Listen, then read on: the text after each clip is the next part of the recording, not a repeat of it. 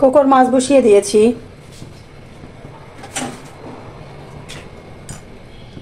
কালকে চিকেন খেয়েছে, আজকে মাছ দিব। তো মাছটা সিদ্ধ করে নিচ্ছি।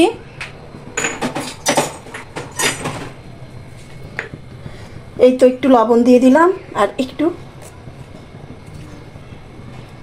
লবণ দিয়ে দিলাম, আর আগে থেকে কিন্তু একটু হলুদ দিয়ে দিয়েছি। এখানে 3 পিস মাছ দিলাম। এই মাছগুলো কিন্তু ওকে একটু বেছে দিতে হয়, ও কিন্তু এখনো ওরকম কাটা খেতে পারে না, আর আমরা ওইভাবে কাটা বা হাড় হাড্ডি ওকে দিইও না। ছোট তো, 4 মাস বয়স। এই 10 তারিখে ওর 4 মাসে পড়েছে, 3 মাস কমপ্লিট হয়ে 4 মাসে পড়েছে। তো এই তো মাছটা সিদ্ধ হোক। আর একটা জিনিস দেখাই আমি আপনাদেরকে, এই যে দেখেছেন, আমি সবজি কাটবো, মাছটা ভিজিয়ে মাছটা ভিজিয়ে নিয়েছি। এই তো মাছটা একটু পানি দিয়ে ভিজিয়েছি। আর এই যে কালকে এই মান থেকে একটু ভর্তা বানিয়েছিলাম। মানটা যে এত মজা ছিল, মানে একটু মিষ্টি মিষ্টি, গলা তো ধরার কথায় প্রশ্নই আসে না, বরং আরো মজা লেগেছে। তো আমি চামচ খুঁজছি, মাছগুলো একটু উল্টিয়ে দেব। তো এখানে একটা লেজও আছে, এটা একটু বেছে দিতে হবে।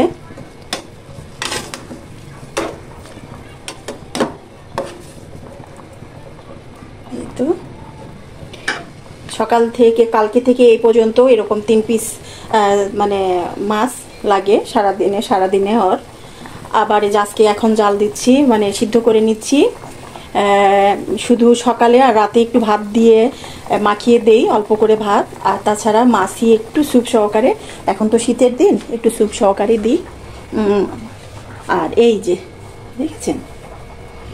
দেখেছেন আমি শাকটা কাটবো, কেটে এখানে রাখবো, ও এসে এখানে শুয়ে পড়েছে। কাছে না থাকলে সে ঘুমাবে না, আমি যেখানে সেখানেই থাকবে। তো অনেকেই বলেছে না বিড়ালের মা, আসলে বিড়ালের মা শুনতে কিন্তু খুব ভালো লাগে, খুবই ভালো লাগে। আমার 3টা বাচ্চা কাচ্চা, আমিও ওকে কিন্তু আমার বাচ্চার কোনো অংশে কম দেখি না। আমি চেষ্টা করি, কথায় আছে বিড়ালকে নাকি খাবার দিয়ে ও যতক্ষণ খায় ততক্ষণ নাকি আল্লাহর কাছে সেই মনিবের জন্য প্রার্থনা করে। তো আমরাও বলি, আমিও চাই যে আল্লাহ তাআলা ওর উছিলায় আমাদের ভালো রাখুক, আমাদের রিজিকে বরকতময়, আমাদের সম্মান, আমাদের সব কিছুতে বরকতময় করুক, আর সাথে ওকেও আল্লাহ ভালো রাখুক, সুস্থ রাখুক।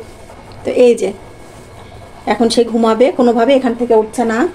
তো এখন আর করার কিছু নেই, এখন ওকে সরিয়েই আমাকে একটু কুঠা বাছা করতে হবে। এখানে রাখি আমি, এখানে একটা মোটা দাড়ি বিছিয়ে রাখছি, এখানে ও আশ্রায়, এখানে ওর হাতটাকে আশ্রায়।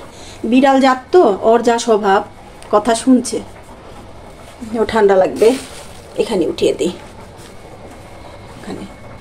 যেখানে থাকবো ও সেখানেই থাকবে। এখন ও ঘরে ঘুমানোর সময় ও এখন ঘরে বিছানায় শুয়ে আরামে ঘুমায়, আর আমার বেডের উপরে কিন্তু প্রচণ্ড রোদ আসে, ওখানেই ঘুমিয়ে থাকে। এই সময়ের মধ্যে আমার রান্নাবান্না আসলে হয়ে যায়। আজকে একটু দেরি হয়ে গেল, একটু ছাদ বাগানে কাজ করলাম, তারপরে কিছু কাপড় চোপড় ছিল সেগুলো ছাদে কেচে নেড়ে দিয়ে আসলাম। তো এগুলো করতে আজকে আমার একটু দেরি হয়ে গেছে। তো রান্নার তেমন কোনো প্রেশার নাই। এই তো বেগুন আর আলু দিয়ে রান্না করব মাছ, আর এখানে শাকটা ভাজি করব। আর কালকে যে ভর্তা বানিয়েছিলাম, আসলে এখন একটু বেশি রান্না হয়ে গেলে কিন্তু খাওয়ার মানুষ নেই। তো ভর্তা অর্ধেকটা রেখে অর্ধেকটা আমি ফ্রিজে রেখে দিয়েছিলাম এয়ারটাইট বক্সে। তো গরম ভাতের সাথে দুপুরে বের করে নিব। সেই মান ভর্তা আছে একটু, আর এই মূলা শাক ভাজি। মূলা শাকটা খুবই কচি ছিল, একবারে নেতিয়ে গেছে। আর রান্না করব মাছ দিয়ে বেগুন। তো এই তো ও তো ঘুমাচ্ছে আপন মনে, আমিও আমার কাজগুলো সারলাম। আর আজকে কয়েকদিন হলো নিয়ে আসছি বাদাম, সে বাদামগুলা রোদে দেয়াই আছে, ওখান থেকে নিয়ে কিন্তু প্রতিদিন ভাবছি। দুধের প্যাকেটগুলো সব আটকিয়ে গেছে। কুকুর আজকে দুধ সকালবেলা অল্প একটু খেয়েছিল, তো একটু দিলাম যে একটু ছড়িয়ে রেখে হবে। অনেকগুলো একসাথে চাপা দিয়ে রেখে দিয়েছিলাম, তো একবার আটকায় গেছে। এই জন্য ওগুলোকে আবার এই তো ঘরদোর সব গুছিয়ে ভাজিয়ে নিয়েছি, নিয়ে সব মানে ঘরগুলো বেশিরভাগ আটকিয়েই দিয়ে রেখেছি। এই যে আমার বেডে রোদ, তাও তো পর্দা আগিয়ে দেওয়া আছে, পর্দাটা সরিয়ে দিলে পুরা বেডে রোদ লাগে। এখানেই ও শুয়ে ঘুমায়, ওই যে গলার বেলটাও খুলে রেখেছি, কিন্তু সে আমি ওখানে যে তাই সে ওখানে। এই যে বাদাম ছড়িয়ে ছিটিয়ে রেখেছে, বাদাম নিয়ে খেলা করে অনেকক্ষণ ধরে। আর এই তো এখন বাজছে 1টার মতো, আর আবহাওয়াটা এরকম, অনেক রোদ উঠেছে, বাট বাতাস আছে প্রচুর, ভালো লাগছে। এত রোদ আসে যে জানালা এবং দরজা দুটো দিয়েই রোদ আসে, এই জন্য একটু আটকিয়ে রাখি। আর সাথে আশেপাশে নির্মাণাধি বিল্ডিং আছে, সেগুলো দিয়ে প্রচুর ধুলা আসে। তো আমি কিন্তু এই শীত চলে আসছে, এখন রান্নাটা বসিয়ে দিই একটু লেটে, আর তার সাথে আমি গোসলটা করে ফেলি। কুকুর গাটা মুছে দিয়েছি, ওকে আজকে গোসল দিয়ে দিই নাই, আমিও গোসল করে ফেললাম।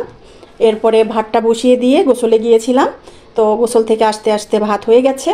এখন ওর মাছটা সিদ্ধ করে রেখে আমি তরকারি আর ভাজিটা করে নিব, জাস্ট এই।